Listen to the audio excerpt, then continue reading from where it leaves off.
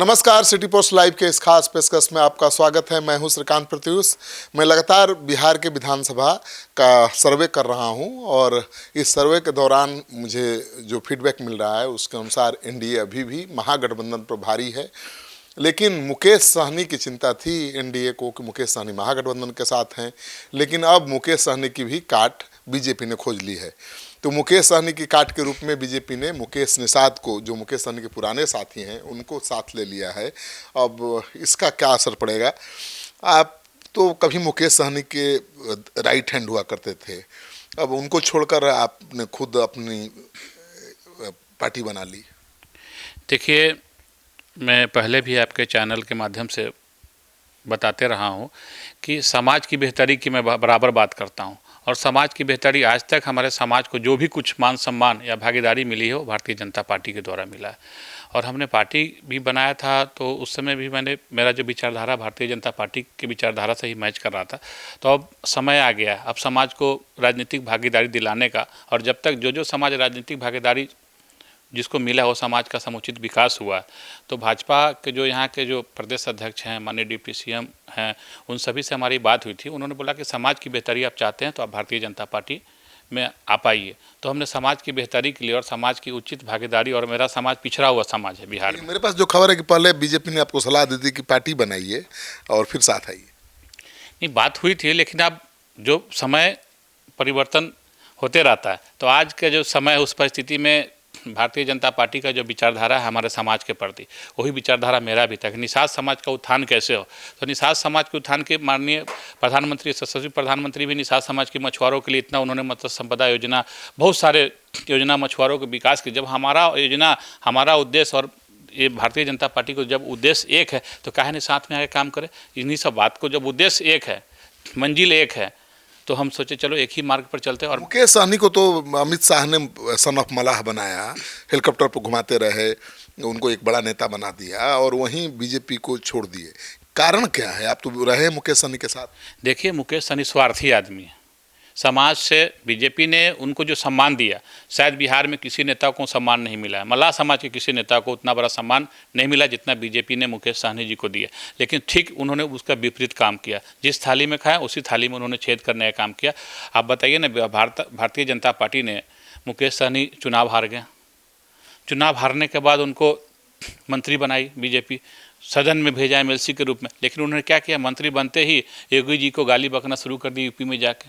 तो जिस थाली में खाए उसी थाली में उन्होंने छेद कर दिया। बीजेपी ने तो बहुत सम्मान दिया हारे हुए व्यक्ति को, जिसको जनता ने नकार दिया, सिमरी बख्तियारपुर जैसे। बीजेपी के खिलाफ ही मोर्चा खोल दिया मंत्री रहते हुए और इसीलिए उनको हटाना भी पड़ा। बिल्कुल, आप मान लिया कि हम आज बीजेपी में गए हैं और बीजेपी के खिलाफ ही काम करें तो कोई भी पार्टी रखेगी क्या? मेरे ही साथ कोई आएंगे और मेरा खिलाफ करेगा तो मैं उसको भगाऊंगा ही। तो इन्होंने तो समाज के साथ साथ बीजेपी को भी ठगने का काम, बीजेपी को भी धोखा दिए। आपका समाज जो है निषाद समाज, वो तो प्रो एनडीए है, उसका मन मिजाज ही एनडीए वाला है। तो फिर क्या मुकेश सहनी के महागठबंधन के साथ जाने से असर पड़ेगा?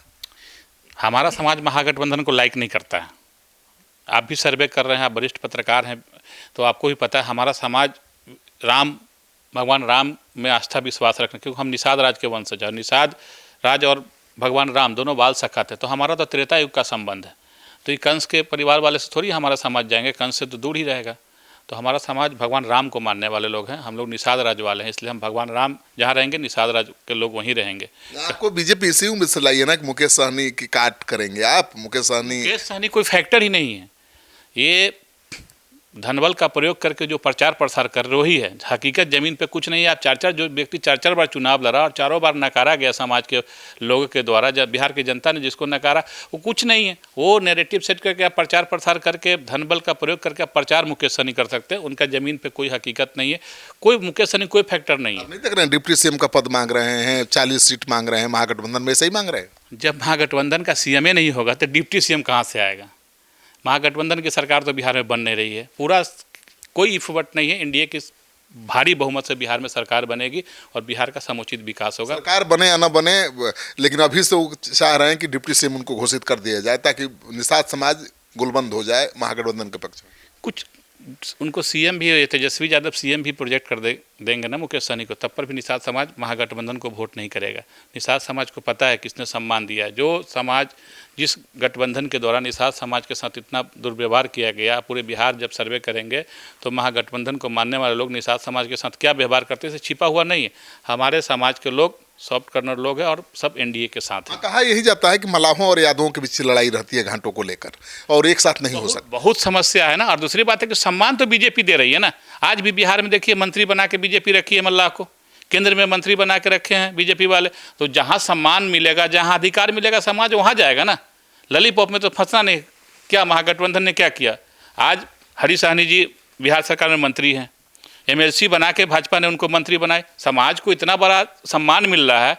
आज अभी ललन चौधरी अभी मछुआरा के सदस्य बने, अध्यक्ष बने हैं।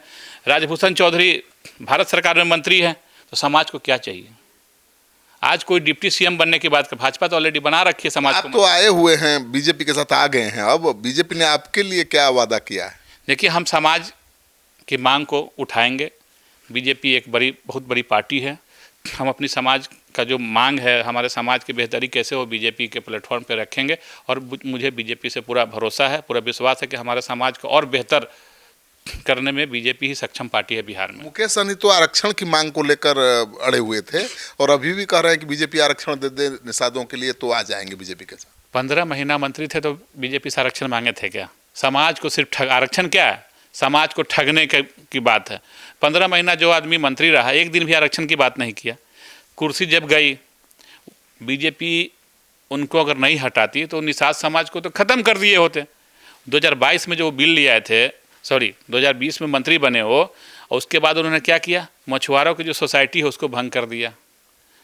जो शुरू से मत्स्यजीवी जो 1935 का जो एक्ट है, मत्स्यजीवी सोसाइटी एक्ट, उसमें मंत्री सचिव और अध्यक्ष का कॉन्सेप्ट है जो प्रखंड पर, उसके अंदर में जो जलकर और तालाब होता है उसके अधीन होता है। मुकेश सहनी ने क्या किया? गैर मछुआरों को उसमें एंट्री करा दी।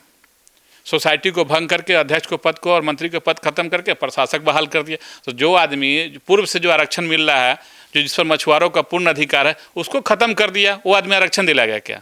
1.5% वोट तो मिलता है उनको, चुनाव लड़े हैं तो पता चला है। वो प्रत्याशी, कहीं कहीं प्रत्याशी, उनको कितना परसेंट मिला? कहाँ 1.5% मिला उनको? जमानत जब्त हो गई है। सबसे अधिक हारने वाला 2019 के लोकसभा में देखिए, सबसे अधिक हारने वाला मुकेश सहनी है। बिहार में सबसे अधिक वोट से हारने वाला प्रत्याशी वीआईपी का था। कौन सा 1.5%? कोई प्रत्याशी वैसा व्यक्ति लड़ गया हो, वो कुछ वोट लिया हो तो प्रत्याशी का वोट। मुकेश सहनी तो अभी भी बीजेपी के टच में है, मुझे जो सूचना है, अभी भी वो आ सकते हैं। देखिए, वो बार्गेनर है। जो बिचौलिया होता है, जो दलाल होता है, वो हर जगह मुंह मारता है।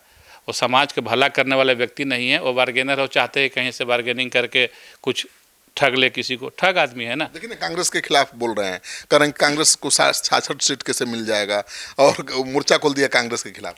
उनको पता ही नहीं है कि उनके जन्म से पहले की पार्टी कांग्रेस है। जब ये हाफ पैंट में भी नहीं रहेंगे, इनको राजनीति का ABCD जब पता नहीं था, तब की पार्टी कांग्रेस। उनको पता नहीं है। जो आदमी को राजनीति का ABCD नहीं हो, जो आदमी सीखा हुआ आदमी, नकल किया हुआ आदमी, कितना ज्ञान होगा उसके पास? तेजस्वी यादव बड़ा हेलीकॉप्टर में घुमाते हैं उनको, मछली भात खाते हुए दिखाई देते हैं, कभी संतरा छिलते हुए। तो 2025 में साफ हो जाएंगे वो संतरा और मछली, सब रिएक्शन हो जाएगा। आप पढ़े लिखे बड़े पत्रकार हैं भैया। मछली और दूध का कॉम्बिनेशन बहुत ख़राब होता है। उसका जो साइड इफेक्ट बहुत तगड़ा होता है। मछली और संतरा का भी बहुत साइड इफेक्ट है, और इतना नुकसान होगा ना 25 में, ऐसा रिएक्शन होगा, ये दोनों नज़र नहीं पड़ेंगे 25 में। संतरा और मछली, इनका इतना बड़ा नुकसानदेह साबित होगा, वो समय 25 में दिख जाएगा, बिल्कुल साफ हो जाएंगे। चलिए, आखिरी सवाल, बीजेपी ने क्या वादा किया है मुकेश निषाद का? देखिए, बीजेपी ने हमसे, बीजेपी के जो हमारे माननीय प्रदेश अध्यक्ष जी हैं और हमको लाने वाले माननीय सम्राट चौधरी जी हैं, उन्होंने ही मुझे आने के लिए यहाँ, उनका बहुत अच्छा सकारात्मक पहल जिसमें बीजेपी ज्वाइन किया। उन्होंने कहा कि आपके समाज की बेहतरी के लिए जो भी होगी वो बीजेपी करेगी। मेरा जो सबसे बड़ा मुद्दा है वो सामाजिक मुद्दा है। मेरे समाज की राजनीतिक भागीदारी और समाज का जो पिछड़ापन है वो कैसे दूर होगा, वो बीजेपी ने कमिटमेंट किया कि आपके समाज के लिए जो भी बेहतर होगा वो मैं करूँगा। चुनाव लड़ेंगे वो बीजेपी, अब मैं बीजेपी का सदस्य हो गया। हमारे गार्जियन माननीय दिलीप जायसवाल जी हैं, सम्राट चौधरी जी हैं, उनका जो दिशा निर्देश होगा वो मैं फॉलो करूँगा। चलिए, तो आप सुन रहे थे निषाद नेता को, और बीजेपी ने मुकेश सहनी की काट में इनको आगे बढ़ाया है, और बीजेपी जिसके कंधे पर हाथ रख देती है वो बड़ा नेता तो बन ही जाता है। मुकेश सहनी को भी बीजेपी ने ही सन ऑफ मलाह के रूप में मशहूर किया, और अब जब बीजेपी का मोह भंग हो गया है सन ऑफ मलाह मुकेश सहनी से, तो अब दूसरे उनके ही साथी, पुराने साथी निषाद नेता को आगे बढ़ा दिया है। आप इस वीडियो को खूब शेयर करिए, कमेंट बॉक्स में जाइए और अपना कमेंट जरूर करिए कि इनके आने से बीजेपी को कितनी ताकत मिलेगी और मुकेश सहनी को कितना नुकसान होगा।